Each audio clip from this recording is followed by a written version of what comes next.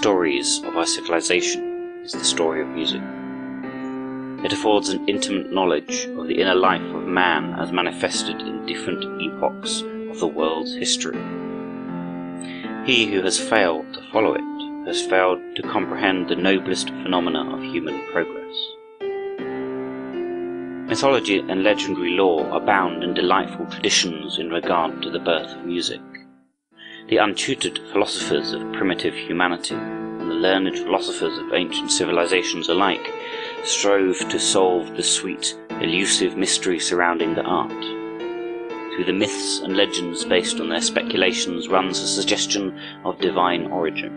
The Egyptians of old saw in their sublime god, Osiris, and his ideal spouse, Isis, authors of music. Among the Hindus it was regarded as a priceless gift from the great god Brahma, who was its creator, and whose peerless consort, Sarasvati, was its guardian. Poetic fancies in these lines permeate the early literature of diverse peoples. This is not surprising. Abundant testimony proves that the existence of music is coeval with that of mankind, that it is based on the modulations of the human voice and the agitations of the human muscles and nerves caused by the infinite variations of the spiritual and emotional sensations, needs and aspirations of humanity. That it has grown with man's growth, developed with man's development, that its origin is divine as that of man. The inevitable dualism which Emerson found bisecting all nature appears also in music, which is both spiritual and material. The spiritual part of music appeals to the spiritual part of man, addressing each heart according to the cravings and capacities of each. The material part of music may be compared to the body in which man's spirit is housed. It is the vehicle which conveys the message of music from soul to soul, through the medium of the human ear, with its matchless harp of nerve fibres, its splendid sounding board, and eardrum. Music is the mirror which most perfectly reflects man's inner being, and the essence of all things. Ruskin saw clearly that he alone can love art well who loves better what art mirrors. This may especially be applied to music, which offers, as Beethoven has said, a more lofty revelation than all wisdom and philosophy. Having no model in nature, being neither an imitation of any actual object, nor a repetition of anything experienced, music stands alone among the arts. It represents the real thing, as Schopenhauer has it, the thing itself, not a mere semblance. Were we able to give a thoroughly satisfactory explanation of music, he declares, we should have the true philosophy of the universe. Music is a kind of inarticulate, unfathomable speech which leads us to the edge of the infinite and impels us for a moment to gaze into it, exclaimed Carlyle. Wagner found in music the conscious language of feeling, that which ennobles the sensual and realizes the spiritual. Music is the harmonious voice of creation, an echo of the invisible world, one note of the divine concord which the entire universe is destined one day to sound, wrote Mazzini. Literature is rich in noble definitions of the divine art. Matter of fact standpoint, music consists of a vast concourse of tones, which are its raw materials, bear within themselves the possibility of being moulded into form. Utterances and actions illustrating these raw materials are common to all living creatures. The dog reiterating short barks of joy, or giving vent to prolonged howls of distress, is actuated by an impulse similar to that of the human infant, as it uplifts its voice to express its small emotions. The tendency to manifest feeling by means of sound is universally admitted, and sound, freighted with feeling, is peculiarly exciting to human beings. In primitive states of music, rhythmic sounds were heard, defined by the pulses but with little or no change of pitch, and sounds varying in pitch without regularity or impulse. A high degree of intellectuality was reached before our modern scales were evolved from long continued attempts at making well-balanced successions of sounds. As musical art advanced, rhythm and melodic expression became united.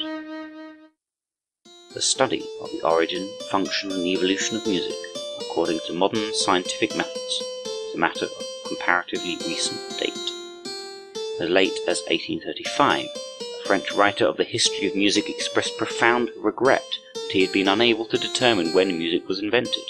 It was in 1835, the same year that the French writer mentioned offered his wild speculations that Herbert Spencer, from the standpoint of a scientist, produced his essay on the origin and function of music, which has proved invaluable in arousing discriminating thought in these lines. Many years elapsed before its worth to musicians was realized. Today it is widely known and far-reaching in its influence. In those inner agitations which cause muscular expansion and contraction and find expression in the inflections and cadences of the voice, Herbert Spencer saw the foundations of music. He unhesitatingly defined it as emotional speech, a language of the feelings, whose function was to increase the sympathies and broaden the horizon of mankind.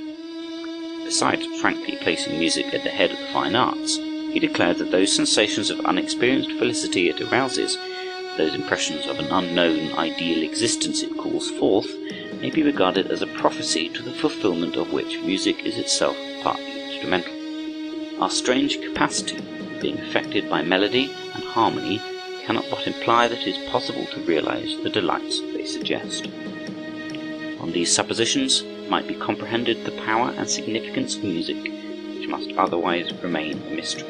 His last volume, Facts and Comments, which contains many valuable thoughts not previously published, he declares that his critics have obviously confounded the origin of a thing with that which originates from it. Some belief in the healing, helpful, uplifting power of music has always prevailed.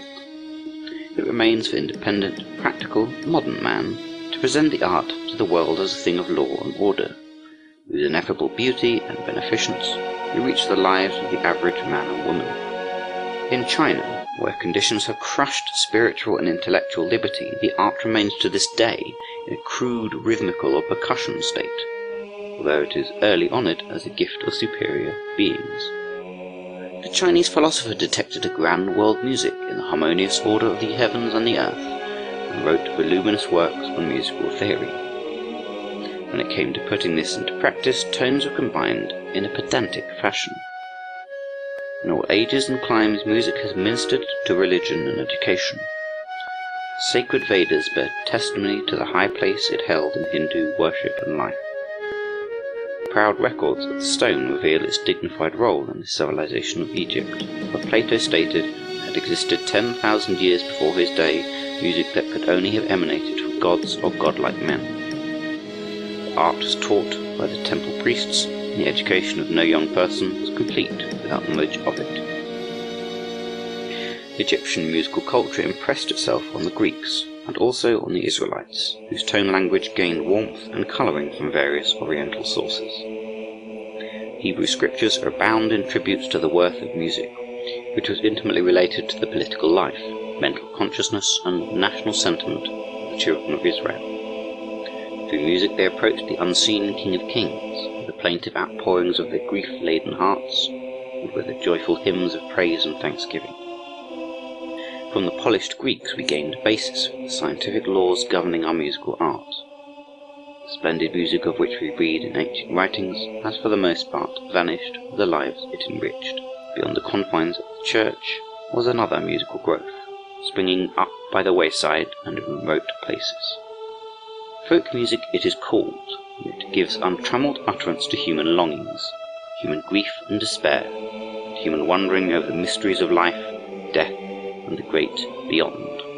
Untutored people had always found vent in this kind of music for pent-up feelings, and the folk music of the Christian world during the Crusades gained a new element in the fragments of Oriental melody transplanted into its midst. In time, through the combined wisdom of gifted composers and large-minded ecclesiastical rulers, the music of the church and the music of the people became united, and modern music was born.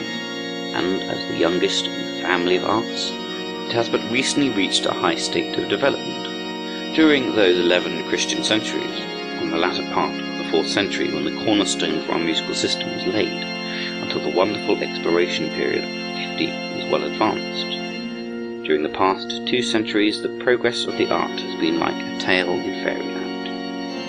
We now possess a magnificent musical vocabulary, splendid musical literature, yet so accustomed are we to grand treasure troves, we perhaps prize them no more than the meagre stores of the past were prized. Music is often mentioned in literature as a means of discipline, inspiration, and refreshment. We read in Homer that Achilles was instructed in the art that he might learn to moderate his passions. Pythagoras, father of musical science, counselled his disciples to refresh themselves at a fount of music before retiring to their couches at night in order to restore the inner harmony of their souls, and to seek strength in the morning from the same source. Plato taught that music is as essential to the mind as air is to the body, and that children should be familiarized with harmonies and rhythms that they might be more gentle, harmonious, and rhythmical, consequently better fitted for speech and action. Song brings of itself a cheerfulness that wakes the heart to joy, exclaimed Euripides, and certain it is a large measure of joy surrounds those who live in an atmosphere of music. It has a magic wand. It lifts man beyond the petty worries of his existence. Music is a shower bath of the soul, said Schopenhauer, washing away all that is impure. Music washes from the soul the dust of everyday life, or as Auerbach put it, realizing the influence of music, Martin Luther sang the Reformation into the hearts of the people with his noble chorals in which every one might join. He called music a mistress of order and good manners, introduced it into the schools as a means of refinement and discipline in whose presence anger and all evil would depart. Music is an essential factor in great national movements. Every commander knows how inspiring and comforting it is to his men. Napoleon Bonaparte, who was not readily lifted out of himself and who complained that music jarred his nerves, was shrewd enough to observe its effect on marching troops and to order the bands of different regiments to play daily in front of hospitals to soothe and cheer the wounded. The one tune he prized, Marlborough, he hummed as he started for his last campaign. In the solitude of St. Helena, he said, of all liberal arts, music has greatest influence over the passions, and it is that to which the legislator ought to give the most encouragement. An art that in some form is found in the varied activities of all people, at all times, must be the common heritage of humanity. It does not speak to one class, but to mankind, said Robert Franz, the German songwriter. Alexander Bain called it the most available, universal, and influential of the fine arts, and Dr. Marx, the musical theorist, thought music beneficial to the moral and spiritual estate of the masses. Truly indeed has it been said that its universality gives music its highest worth. We refine this muddy vesture to render the spirit attentive, to bring light, sweetness, strength, harmony, and beauty into daily life, is the central function of music, which from the cradle to the grave is man's most intimate companion. Amid the marvellous material progress, today music is more needed than ever. Unburdened by the responsibility of fact, it brings relief to the soul from the grinding pressure of constant grappling with knowledge. As a means of culture, music is a potent factor in human civilization. It is destined to wield even greater influence than has yet been known. It has become the household art of today.